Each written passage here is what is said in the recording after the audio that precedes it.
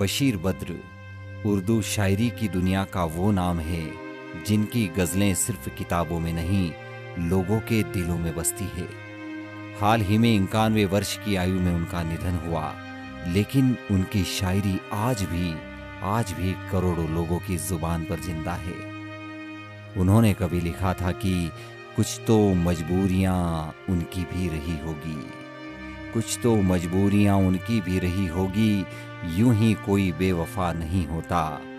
दोस्तों, ये सिर्फ एक शेर नहीं, ये उन करोड़ों लोगों की भावना है जिन्होंने कभी मोहब्बत की है, जिन्होंने बिछड़ना देखा है और शायद जिंदगी के दर्द को बेहद करीब से महसूस किया हो।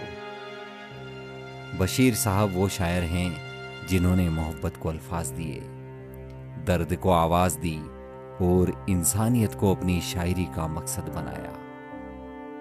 साल था 15 फरवरी 1935। उत्तर प्रदेश के अयोध्या शहर में एक बच्चे का जन्म हुआ और नाम रखा गया बशीर अहमद, जो आगे चलकर दुनिया में बशीर बद्र के नाम से मशहूर हुए। बचपन से ही उन्हें साहित्य और भाषा से प्रेम था। उन्होंने अपनी प्रारंभिक शिक्षा इटावा में प्राप्त की और आगे चलकर अलीगढ़ मुस्लिम यूनिवर्सिटी से उच्च शिक्षा हासिल की। यहीं से उनका साहित्यिक सफर गंभीर रूप से शुरू हुआ। कहा जाता है कि कुछ लोग शायरी लिखते हैं और कुछ लोग शायरी बन जाते हैं। बशीर बद्र उन्हीं लोगों में से थे। उन्होंने उर्दू गज़ल को आम आदमी की भाषा दी। उनकी शायरी में कठिन शब्दों की जगह जिंदगी की सच्चाइयाँ थी, इसलिए उनका हर शेर दिल तक पहुँचता था।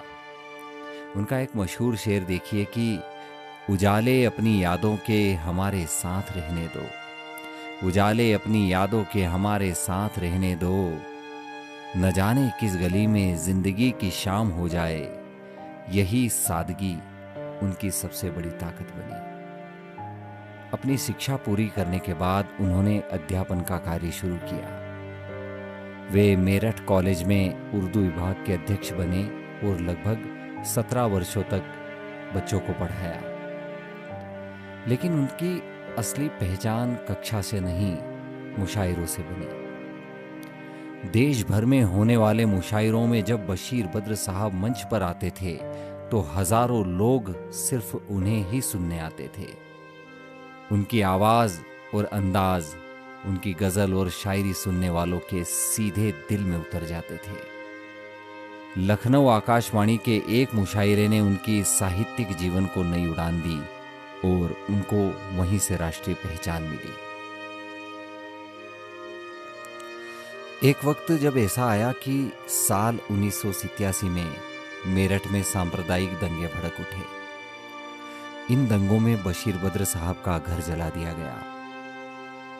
उस वक्त सिर्फ घर ही नहीं जला था, उनकी कई अप्रकाशित पांडुलिपियां और बरसों की मेहनत भी खाक हो गई। शायद और कोई होता तो नफरत से भर जाता, लेकिन बशीर बद्र साहब ने दर्द को नफरत में नहीं, शायरी में बदला और तब उनके दिल से निकला उनका मशहूर शेर कि लोग टूट जाते हैं एक घर बनाने में, लोग टूट जाते हैं एक घर बनाने में, तुम तरस नहीं खाते बस्तियां जलाने में। दोस्तों, बशीर साहब का ये शेर आज भी इंसानियत की सबसे बड़ी आवाज माना जाता है। बशीर बद्र साहब की शायरी में 3 चीजें हमेशा से दिखती हैं। अगर आप उनको पढ़ते होंगे तो इस चीज को महसूस करेंगे। एक तो उनकी गजलों में मोहब्बत का जिक्र होता है। उनकी गजलों में प्रेम था, लेकिन प्रेम नहीं, उनके साथ तड़प भी थी। दूसरा है, उन्होंने जीवन के संघर्ष को शब्द दिए। तीसरा, उन्होंने अपनी गजल और शायरी में कभी कट्टरता और नफरत को शायरी का हिस्सा नहीं बनाया। यही कारण है कि उनकी गजलें धर्म, भाषा और देश की सीमाओं से ऊपर उठ गई। अगर हम उनके सबसे प्रसिद्ध शेर की बात करें तो जो पहले भी हमने जिक्र किया था कि कुछ तो मजबूरियां उनकी भी रही होगी, यूं ही कोई बेवफा नहीं होता। एक संजीदा मोहब्बत के अंजाम को अपने शब्दों में इस तरीके से पिरो देना सिर्फ बशीर साहब कर सकते थे। और एक और शेर देखिएगा उनका कि दुश्मनी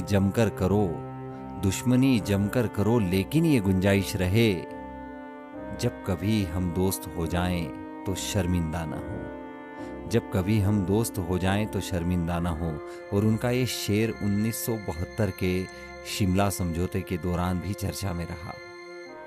अपने एक और शेर में वो कहते हैं कि उजाले अपनी यादों के हमारे साथ रहने दो, उजाले अपनी यादों के हमारे साथ रहने दो, न जाने किस गली में जिंदगी की शाम हो जाए। और एक और शेर देखिएगा कि मुसाफिर हो तुम भी, मुसाफिर हैं हम भी, मुसाफिर हो तुम भी, मुसाफिर हैं हम भी, किसी मोड़ पर फिर मुलाकात होगी, कहाँ आंसुओं की ये बरसात होगी, कहाँ आंसुओं की ये बरसात होगी। साहित्य जगत में बशीर साहब को अनेक पुरस्कार और सम्मान प्राप्त हुए। भारत सरकार ने उनकी साहित्यिक सेवा के लिए पद्मश्री से सम्मानित किया। इसके अलावा उन्हें साहित्य अकादमी पुरस्कार और कई उर्दू अकादमी पुरस्कार भी मिले। लेकिन इन सारे सम्मान से बड़ा था लोगों का प्यार, उनके सुनने वालों का, उनके दीवानों का उनके प्रति लगाव। यही उनका असल पुरस्कार था। जीवन के अंतिम वर्षों में वे स्वास्थ्य समस्याओं और डिमेंशिया से जूझ रहे थे।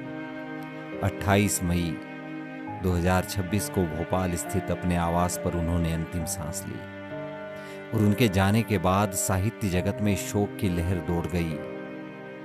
कई लेखकों, शायरों और प्रशंसकों ने कहा कि उर्दू शायरी का एक पूरा अदब का दौर जैसे चला गया हो।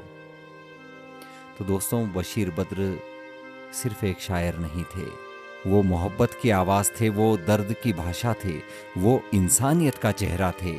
और शायद इसीलिए उनके अल्फाज हमेशा जिंदा रहेंगे। और उनके इन शब्दों के साथ कि उजाले अपनी यादों के हमारे साथ रहने दो, न जाने किस गली में जिंदगी की शाम हो जाए। अलविदा बशीर बद्र साहब।